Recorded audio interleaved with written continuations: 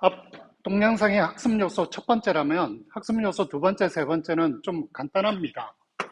왜냐하면 이제 본래 함수가 R2에서 R2로 가고 얘가 R로 갑니다. 변수가 이제 더 많아졌죠. 예, 그래서 얘는 변수 TS로 두고 또 변수는 XY로 두는 거죠. 그러면 T도 S도 X의 영향을 이렇게 계속 끼치는 겁니다. 그럼 이쪽에서 이쪽으로 가는 건 Z 함수가 된다고 해보죠. 그죠? 이런 경우에서 Z는 T와 S의 이변수 함수잖아요. 합성이니까. Z를 T로 편미분하는 건 어떻게 되냐? 그럼 T로 편미분한다는 건 뭐죠? S를 상수로 취급하는 거잖아요. 그럼 상수니까 얘가 없다고 생각해도 돼요. 그러면 지금 조금 전에 했던 유형하고 똑같기 때문에 그걸 적용하면 뭐가 된다? Z를 X로 편미분하고 X를 T로 편미분하는 거죠.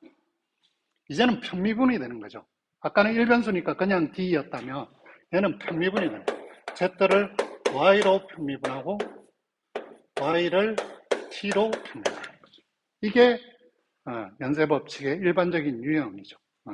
좀 더 유형을 조금 확장시킨 거죠.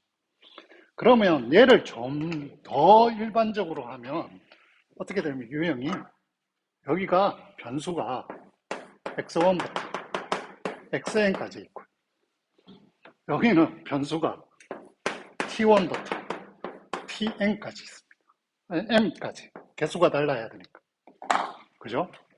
그러면 여기에서 z를 예를 들어 t1으로 편미분한다는 건 어떻게 되겠어요? z를 x1으로 편미분한 다음에 x1을 t1으로 편미분해서 더하기 z를 x2로 편미분한 다음에 x2를 t1으로 편미분하고 이렇게 쭉 해서 어디까지? z를 xn으로 편미분한 다음에 xn을 t1으로 편미분하면 되겠죠. 맞죠? 개수를 늘어가는 만큼 더하기를 해주면 됩니다. 그래서 이게 일반적인 연쇄 법칙의 일반적인 유형이라고 생각하시면 됩니다. 그 다음에 세 번째 학습 요소는 뭐냐면 음함수 미분법입니다. 음함수 미분법은